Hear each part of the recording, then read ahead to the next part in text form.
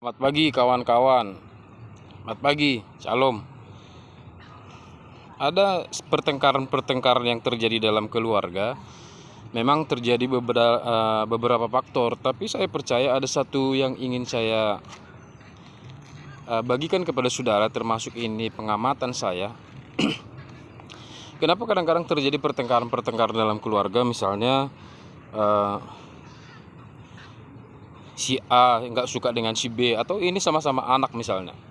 Ada 3 orang bersaudara dan tiga-tiganya nggak cocok. Sebenarnya itu bisa juga dipengaruhi oleh karena orang tua yang dalam hal ini bukan menasihat orang tua ya.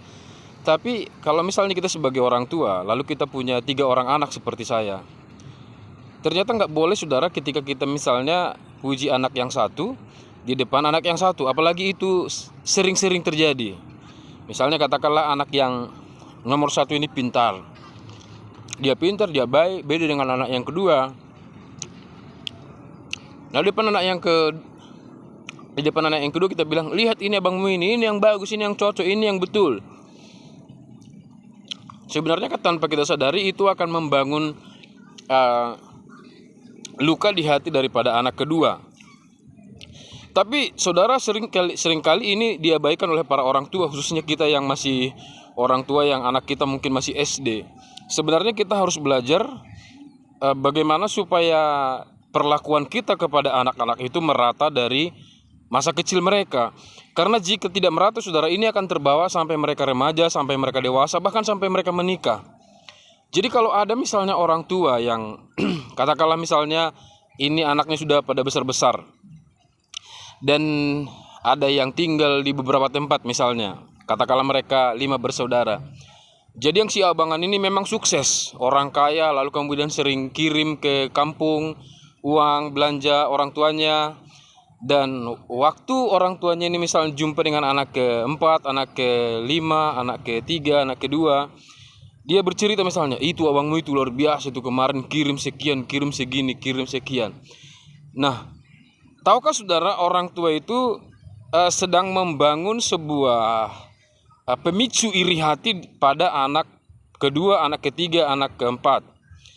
Walaupun sebenarnya ada bagusnya juga ketika orang tua itu memuji salah satu anaknya yang sudah berhasil. Tapi ingat, itu sering-sering dilakukan, itu akan membangun pertengkaran-pertengkaran kecil untuk kedepannya. Sehingga saudara, saya juga melihat misalnya ada orang tua yang punya pemikiran yang seperti itu, maka biasanya anaknya itu susah akurnya. Jadi ini bukan sebuah hal-hal kecil sebenarnya, tapi perlu dipikirkan bagaimana supaya anak-anak itu akur sejak dari awal. Saya selalu melarang istri saya ketika dia puji-puji anak kedua atau anak ketiga di depan 2 anak saya yang lain. Saya bilang jangan terlalu sering, nanti itu kan berbahaya kepada mereka. Dia akan berpikir, oh ternyata dia bagus, aku nggak bagus.